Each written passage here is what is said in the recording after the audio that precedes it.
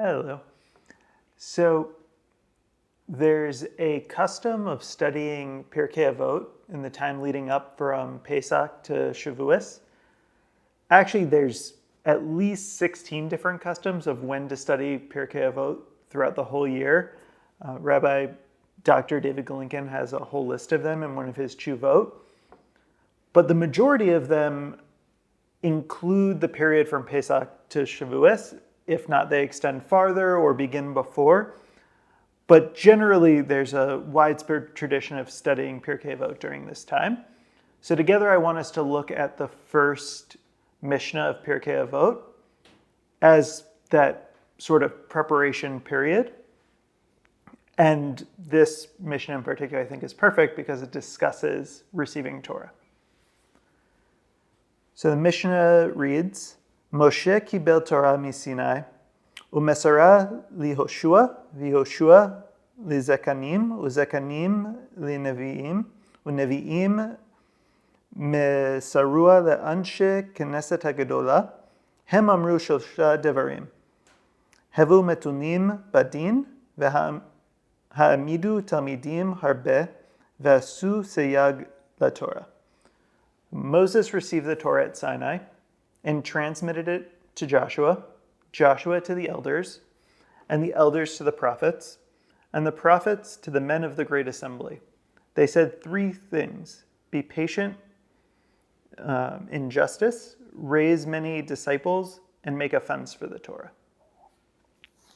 So before we go into the content of that, we have to answer a question that comes up a lot in the classic commentators on this Mishnah, which is, what is this Mishnah even doing here in Pirkei Avot? Why is Pirkei Avot, which we know to be basically a collection of ethical teachings, why does it begin with the receiving of Torah from Sinai? Why would we not expect it to be, and Pirkei Avot isn't the first Mishnah in the collection of Mishnah, it's probably fairly right in the middle of things. So why wouldn't we expect the first Mishnah, which would be Brachot, in the order of the Mishnah, to be discussing receiving Torah? Why here?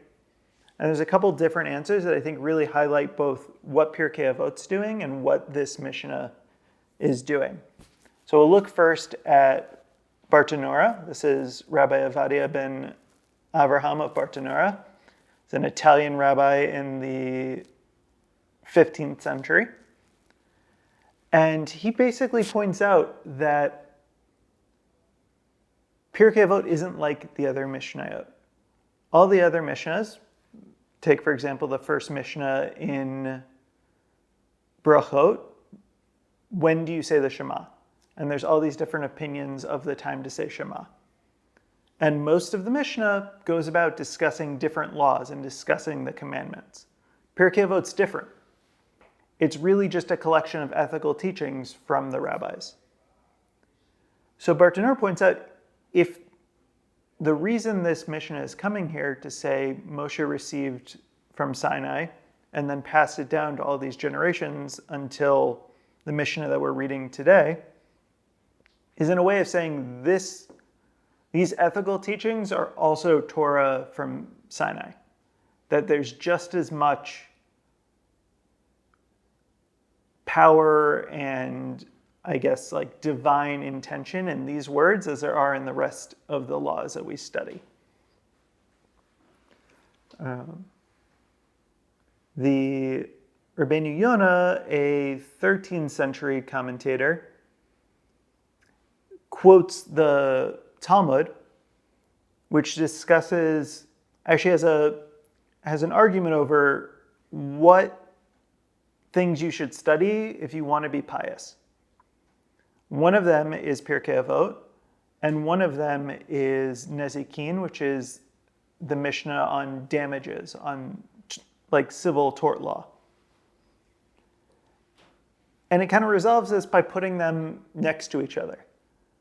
Pirkei Avot appears in the order that discusses civil law and damages, and the way Rabbeinu Yonah understands this is, and the Gemara understands this, is saying these are both ways to be pious. both the actual paying your neighbor when you damage his property and these ethical teachings of you should greet someone with a smiling face are both ways to kind of go above and beyond the law and be a pious person. And a final piece that he adds is that the reason this shows up here right next to damages and also Sanhedrin, which is the Mishnah that discusses also civil corporal law, but is referring to the high court as well, is because all of the rabbis here are related to that court. All the ones mentioned in Pirkei Avot. And there's an idea that shows up elsewhere as well that Pirkei Avot could potentially be seen as a guide for judges. That the reason it's showing up here in this whole section that discusses different civil interpersonal laws is because a judge needs to be an ethical person. And that the guide, Pirkei Avot then is a guide for judges. And we'll come back to this idea later. And now let's jump into the text. So it starts by saying that Moshe kibel mi Sinai. And what does it mean from Sinai? That Moses received the Torah from Sinai. Rabbi Israel Lipschitz, a 18th, 19th century European rabbi, writes that is to say, Moses was very humble, such that he received the Torah, which is compared to water that leaves a high place and collects in a low one. So he received Torah from Sinai, the lowest of the mountains. And he's quoting two different midrashim that appear in the Talmud. But his idea, which he sums up in the last line, is this teaches that only through humility, the source of all attributes of integrity, can one attain Torah. So according to his reading of this text, starting off with Moshe kibel Torah mi Sinai is basically saying, before you can go into any of these teachings, any of these ethical teachings, any of these legal teachings, you have to be humble. And especially if we're viewing this as a guide for judges, a judge needs to be humble. A judge needs to know really how much they know, how much they don't know, and when to make decisions and when to say, I need more information. And anyone receiving Torah and receiving knowledge needs to be humble in order to accept that.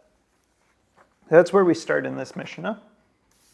And then we run into what I think is a really interesting piece of this is the language of Moses receives Torah, but then he transmits it to Joshua. And what's the difference between receiving and transmitting? Why doesn't Joshua also receive the Torah from Moses? Or why is not the Torah transmitted to Moses? What's the difference between these languages? And Tosafot Yom Tov, a 16th, 17th century commentator, says that all that Moses received, he transmitted to Joshua. But all of the Torah was not transmitted from God to Moses on Sinai. And he quotes an idea in the Talmud that Moses received only 49 of the 50 gates of wisdom. But there's this idea that the infinite knowledge of God, of the Torah, was not able to be transmitted completely to Moses. But then Moses took everything he learned and transmitted fully to his student. And there's this idea of what can we fully learn and what can we fully teach.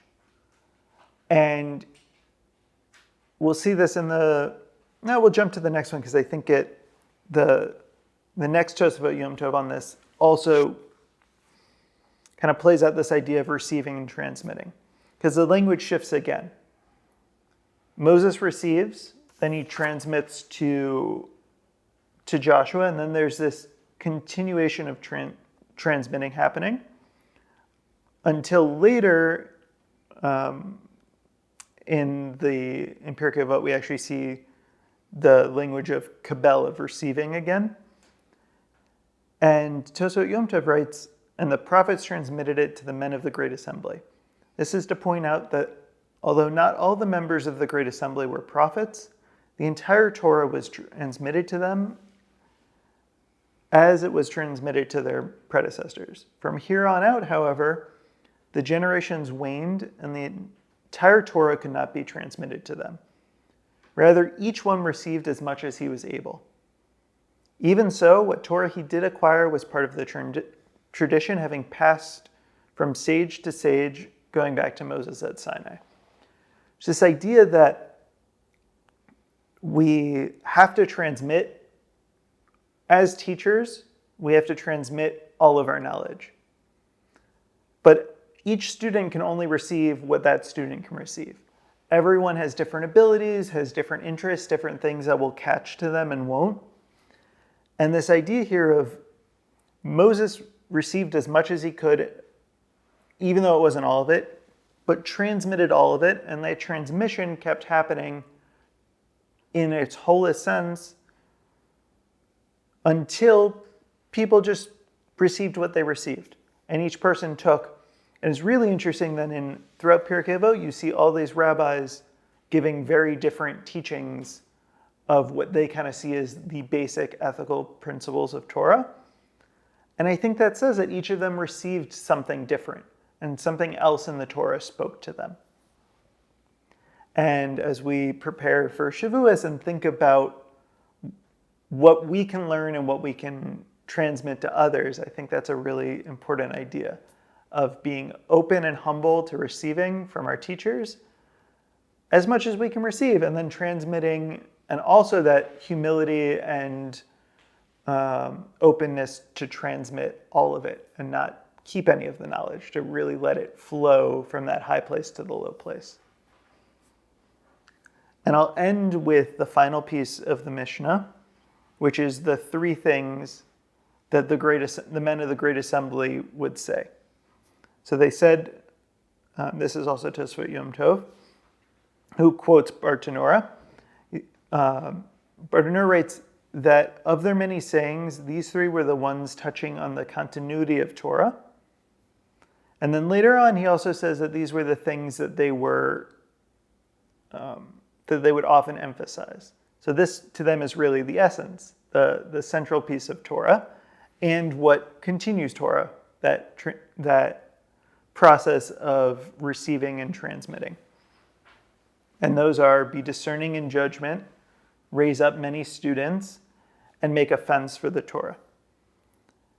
So Bartenura understands being discerning in judgment as kind of taking the time to really understand the question in front of you, and not just say, I've seen the same question come up multiple times, I know the answer. Rather to stop and say, all right, is this situation different? Do I need to think about something new in this situation? And that really gets to the idea of receiving and transmitting Torah, and that you have to, it's not a rote process. It really requires understanding the situation you're in, the situation your student's in, and kind of taking all those into account. The stand up many students is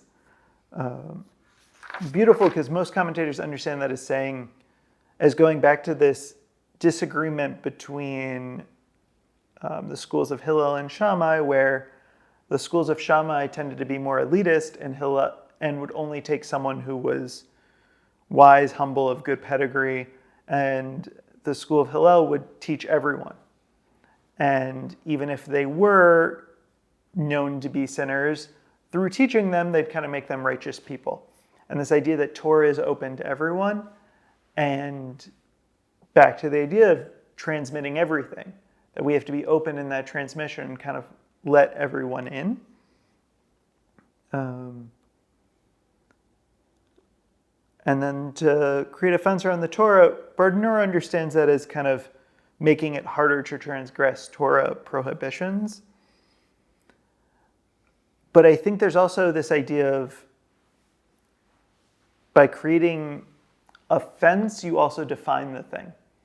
And that each of us has to define what Torah is and what that learning and what we're receiving means to us in each generation, in each moment.